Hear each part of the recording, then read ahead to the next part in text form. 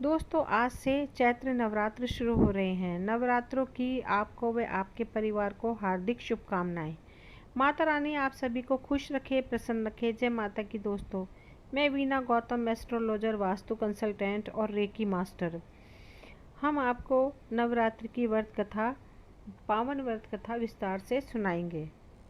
ब्राह्मणी के वचन सुन माँ दुर्गा ने कहा, हे ब्राह्मणी, मैं तुम्हें संपूर्ण पापों को दूर करने वाले नवरात्र व्रत की विधि बतलाती हूँ। चैत्र मास के शुक्ल पक्ष की प्रतिपदा से लेकर 9 दिन तक व्रत करें। यदि दिन भर का व्रत ना कर सकें तो एक समय भोजन करें। नवरात्रि व्रत कथा के अनुसार एक समय बृहस्पति जी ने ब्रह्मा जी के समक्ष चैत्र व अश्विनी मास के शुक्ल पक्ष में पड़ने वाले नवरात्र का महत्व जानने की इच्छा जताई। उन्होंने कहा, इस व्रत का क्या फल है, इसे किस प्रकार किया जाता है, सबसे पहले इस व्रत को किसने किया, ये सब विस्तार से कहिए। बृहस्पति जी के प्रश्नों का जवाब देते हुए ब्रह्मा जी ने कहा, हे बृहस्पति, प्राणियों के हित की इच्छा से तुमने बहुत अच्छा प्रश्न किया है। जो इंसान मनोरथ पूर्ण करने वाली माँ दुर्गा, महादेव, सूर्य और नारायण का ध्यान करता है वे धन्य हैं। वह नवरात्र व्रत संपूर्ण कामनाओं को पूर्ण करने वाला है। इस व्रत को करने से पुत्र, सुख, धन, विद्या और सुख मिलता है। इस व्रत को करने से रोग दूर हो जाता है, घर में समृद्धि की वृद्धि होती है, बांझ को पुत्र प्राप्त होता है, समस्त पापों से छुटकारा मिलता है। जो मनुष्य इस नवरात्र व्रत को नहीं करता वह अनेक दुखों को भोगता है। यदि व्रत करने वाला मनुष्य सारे दिन का उपवास ना कर सके तो एक समय भोजन करे और 10 दिन बांधवों को सहित नवरात्र व्रत की कथा का श्रवण करे। हे बृहस्पति, जिसने पहले इस महाव्रत को किया वह कथा मैं तुम्हें सुनाता हूँ। इसके बाद ब्रह्मा जी बोले, प्राचीन काल में मनोहर नगर में पीठत नाम का एक अनाथ ब्राह्मण रहता था। वह माँ दुर्गा का भक्त था। उसके घर में संपूर्ण सद्गुणों से युक्त सुमति नाम की एक अत्यंत सुंदर कन्या उत्पन्न हुई। वह कन्या अपने पिता के घर में अपनी सहेलियों के साथ क्रीड़ा करती हुई इस प्रकार बढ़ने लगी जैसे शुक्ल पक्ष में चंद्रमा की कला बढ़ती है। उसका पिता प्रतिदिन जब दुर्गा की पूजा करके होम किया करता, वह उस समय नियम से वहां उपस्थित रहती। एक दिन सुमति भगवती के पूजन में उपस्थित नहीं हुई। उसके पिता को पुत्री की ऐसी असावधानी देखकर क्रोध आया।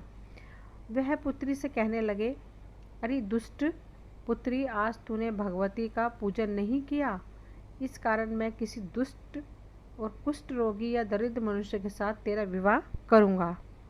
पिता की बात सुनकर सुमति को बड़ा दुख हुआ और पिता से कहने लगी, हे पिता, मैं आपकी कन्या हूँ तथा सब तरह आपके अधीन हूँ।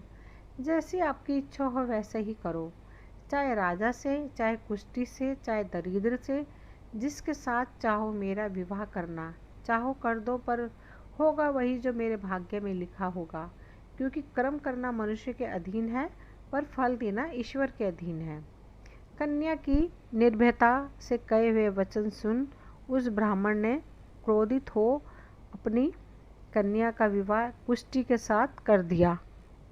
कन्या की निर्भयता से कहे हुए वचन सुन उस ब्राह्मण ने क्रोधित हो अपनी कन्या का विवाह एक कुष्ठी के साथ कर दिया और अत्यंत क्रोधित हो पुत्री से कहने लगा, हे पुत्री, अपने कर्म का फल भोगो। देखो भाग्य के भरोसे रहकर क्या करती हो। पिता के ऐसे कटु वचन को सुन सुमति मन में विचार करने लगी, अहो मेरा बड़ा दुर्भाग्य है जिससे मुझे ऐसा पति मिला। इस तरह अपने दुख का विचार करते हुए कन्या अपने पति के साथ वन में चली गई और डरावने कुशायुक्त उस निर्जन वन में उन्होंने वह रात बड़े कष्ट से व्यतीत की। उस गरीब बालिका की ऐसी दशा देख देवी भगवती ने पूर्व पुण्य के प्रभाव से प्रकट हो सुमति से कहा, हे दीन ब्राह्मणी, मैं तुझसे प्रसन्न हूँ, तुम जो चाहो सो वरदान मांग सकती हो। भगवती दुर्गा के वचन सुन ब्राह्मणी ने कहा, आप कौन हैं, वह सब मुझसे कहो। ब्राह्मणी का ऐसा वचन सुन देवी ने कहा, मैं आदि शक्ति भगवती हूँ और मैं ब्रह्म विद्या सरस्वती हूँ। प्रसन्न होने पर मैं प्राणियों का दुख दूर कर उनको सुख प्रदान करती हूँ। हे ब्राह्मणी, मैं तुझ पर तेरे पूर्व जन्म के पुण्य से प्रभाव से प्रसन्न हूँ। तुम्हारे पूर्व जन्म का वृत्तांत सुनाती हूँ, सुनो। तू पूर्व जन्म में निषाद की स्त्री थी और अति पतिव्रता थी। एक दिन तेरे पति निषाद ने चोरी की। चोरी करने के कारण तुम दोनों को सिपाहियों ने पकड़ लिया और जेल खाने में कैद कर दिया। उन लोगों ने तुझको और तेरे पति को भोजन भी नहीं दिया। इस प्रकार नवरात्र के दिनों में तुमने ना तो कुछ खाया और ना ही जल पिया। इस प्रकार 9 दिन तक नवरात्र का व्रत हो गया। हे ब्राह्मणी, उन दिनों में जो व्रत हुआ, इस व्रत के प्रभाव से प्रसन्न होकर मैं तुझे मनोवांछित वर देती हूँ। तुम्हारी जो इच्छा हो सो मांग लो। इस प्रकार दुर्गा के वचन सुन ब्राह्मणी बोली, अगर आप मुझ पर प्रसन्न हैं तो हे दुर्गे, मैं आपको प्रणाम करती हूँ। कृपा करके मेरे पति का कोढ़ दूर करो। देवी ने कहा, उन दिनों तुम जो व्रत किया करती थी, उस व्रत का एक दिन का पुण्य पति का कोढ़ दूर करने के लिए अर्पित करो। उस पुण्य के प्रभाव से तेरा पति ठीक हो जाएगा। इस प्रकार देवी के वचन सुन वह ब्राह्मणी प्रसन्न हो गई और पति को निरोग करने की इच्छा जब उसने तथास्तु ऐसा वचन कहा, तब उसके पति का शरीर भगवती दुर्गा की कृपा से कुष्ठ रोग से रहित हो गया। अब वह ब्राह्मणी पति को देख देवी की स्तुति करने लगी, हे दुर्गे, आप दुर्गति को दूर करने वाली, तीनों लोगों का संताप हरने वाली, समस्त दुखों को दूर करने वाली, रोगी मनुष्यों को ठीक करने वाली, प्रसन्न हो मनोवांछित वर देने वाली और दुष्टों का नाश करने वाली जगत की माता हो। हे अम्बे, मुझ निरपराध अबला को मेरे पिता ने कुष्ठी मनुष्य के साथ विवाह कर घर से निकाल दिया। पिता से तिरस्कृत निर्जन वर में विचार कर रही हूँ। अपने मेरी इस विपदा से मेरा उद्धार किया है। हे देवी, आपको प्रणाम करती हूँ, मेरी रक्षा करो। उस ब्राह्मणी की ऐसी बातें स्तुति सुन देवी बहुत प्रसन्न हुई और ब्राह्मणी से कहा, हे ब्राह्मणी, तेरे उदाल्य नामक और अति बुद्धिमान, धनवान, कीर्तिवान पुत्र शीघ्र होगा। ऐसा वर देकर देवी ने ब्राह्मणी से कहा कि जो कुछ तेरी इच्छा है वह मांग ले।